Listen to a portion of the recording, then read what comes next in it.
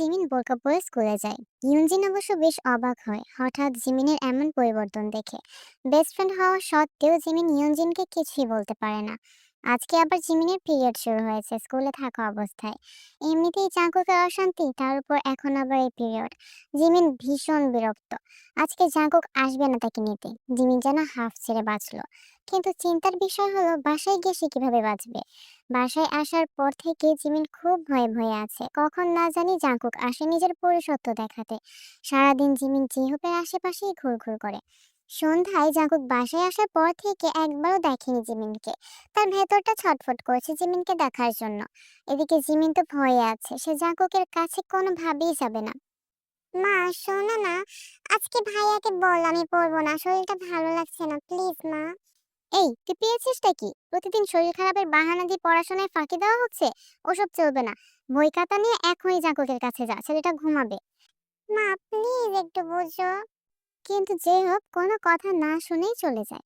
বেচারি জিমিনের কান্না পাচ্ছে, কেউ শোনে না তার কথা, না তো জাঙ্কুক আর না তো তার জন্মদাত্রী মা। জিমিন আর কি করবে? সে যদি নাও যায়, জাঙ্কুক ঠিকই রাতের বেলা এসে তাকে নিয়ে যাবে। জিমিন ভয়ে ভয়ে জাঙ্কুকের রুমে যায়। অন্যদিনের মতো আজও জাঙ্কুক সিগারেট খাচ্ছে।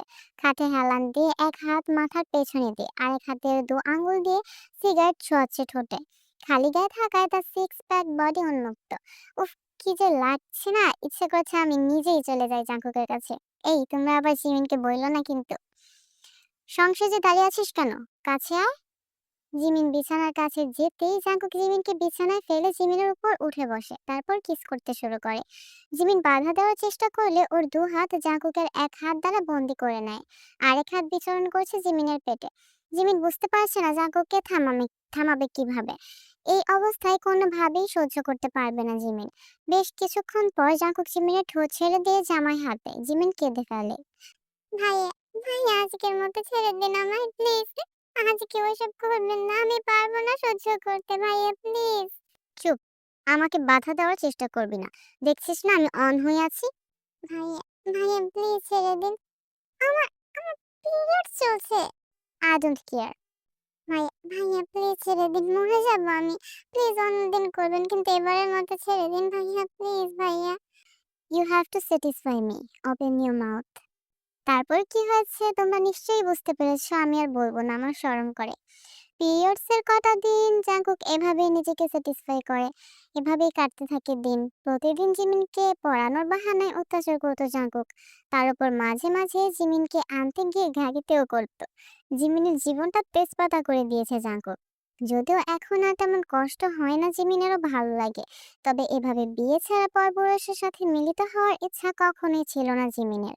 কিন্তু ভাগ্যের ফের এখন সেটাই হয়েছে। দেখতে দেখতে জিমিনের এক্সাম চলে আসে। এক্সামের দিনগুলো অবশ্য জাঙ্কুক ছাড় দিয়েছে এবং হেল্প করেছে অনেক। তাই পরীক্ষা ভালোই হয়েছে। কিছুদিন আগেই জিমিনের পরীক্ষা শেষ হয়েছে।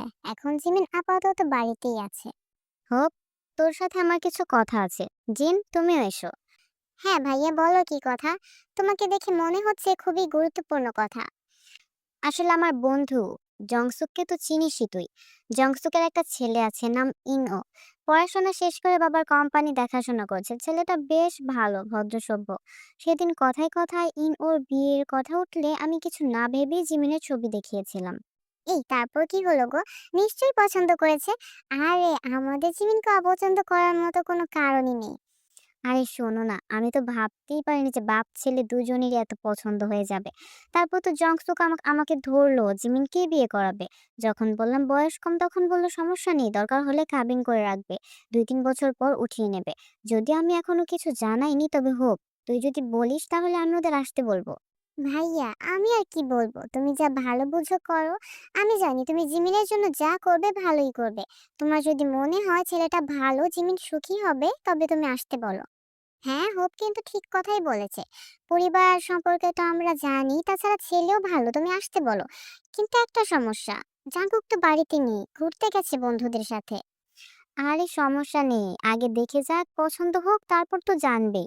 তাছাড়া আমি বললে ওরা কালকেই চলে আসবে, তাই জাঙ্কুককে এখনই জানানোর প্রয়োজন নেই। দেখতে এলেই তো আর বিয়ে হয় না। পরের দিন যেইহব জিমিনকে স্কুলে যেতে দেয় না। জিমিন তো কিছুই বুঝতে পারছে না। দুপুরের দিকে যেহব হুট করে শাড়ি নিয়ে এসে বলে রেডি হতে, তাকে দেখতে এসেছে। জিমিনের মাথায় তো আকাশ ভেঙে পড়ে। সে তো জাঙ্কুককে ভালোবাসে, তাহলে অন্য কাউকে কিভাবে বিয়ে করবে? জিমিন এখন বিয়ে করবে না বললে যেহব বোঝায় তাকে, দেখ মা, তোর বাবা নেই, তোর মামাই এখন তোর অভিভাবক। উনি যখন নিজে থেকে সম্বন্ধ এনেছেন তোর জন্য, আমি আর কিভাবে না করি বলতো? তাছাড়া ছেলে ভালো, পরিবার ভালো, এমন একটা ঘরে তোকে বিয়ে দিতে পারলে আমি মরেও শান্তি পাবো। তুই রেডি হ, দেখতে এলেই তো আর বিয়ে হয় না, আমি বরং নিচে যাই। জিমিনের আর কিছুই বলার থাকে না। ঠিকই তো, তার জন্য যে এত বড় একটা ঘর থেকে সম্বন্ধ এসেছে এটাই তো অনেক। তাছাড়া জাঙ্কুক তো তাকে ভালোবাসে না, তাহলে শুধু শুধু কেন জাঙ্কুকের আশায় বসে থাকবে সে? তবে সে যে নিজের সম্মান হারিয়েছে, ছেলেটাকে তো ঠকানো হবে। না, বিয়েটা যে করেই হোক ভাঙতে হবে। ইচ্ছে না থাকা সত্ত্বেও জিমিন রেডি হয়। জাঙ্কুক যেহেতু নিষেধ করেছিল তাই আর মুখে কিছু দেয়নি। কিছুক্ষণ পর জিমিনকে নিচে নিয়ে যাওয়া হয়। ইনও তো জিমিনকে দেখে হা করে তাকিয়ে থাকে।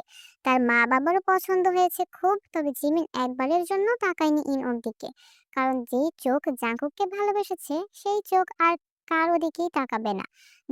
সবাই যখন বিয়ের ব্যাপারে কথা বলছিল তখনই কেউ বলে ওঠে, কি হচ্ছে এখানে? জাঙ্কুকের আরো দুদিন পরে আসার কথা ছিল, তাই এখন জাঙ্কুককে দেখে সবাই বেশ অবাক হয়। জিমিনের হুট করেই ভয় করতে শুরু করে, না জানি জাঙ্কুক কি করবে তার সাথে। পরিস্থিতি স্বাভাবিক করার জন্য জিন বলে, আরে জাঙ্কুক, তুই চলে এসেছিস? আয় বাবা, দেখ তোর জাংসুক আঙ্কেল জিমিনকে দেখতে এসেছে ওনার ছেলের জন্য। কি সুন্দর মানিয়েছে দুজনকে, দেখ। জাঙ্কুকের চোখ দিয়ে আগুন ঝরছে, রাগে শরীর জ্বলে যাচ্ছে। ভয়ে জিমিনের হাত পা কাঁপছে জাঙ্কুক কিভাবে দেখে। জিমিন উঠে দাঁড়ায়। জাঙ্কুক কারো দিকে না তাকিয়ে সোজা জিমিনের কাছে যায় এবং ঠাস করে থাপ্পড় বসিয়ে দেয় জিমিনের গালে। থাপ্পড়ে তাল সামলাতে না পেরে জিমিন কান্না করে দেয়। জাঙ্কুকের কাণ্ড দেখে সবাই হতভম্ব হয়ে যায়। জাঙ্কুক হঠাৎ জিমিনকে মারলো কেন, তাও আবার অতিথিদের সামনে? কেউ কিছু বলার আগেই জাঙ্কুক বলে ওঠে, আমার অনুমতি ছাড়া তুই ওদের সামনে এসেছিস কেন?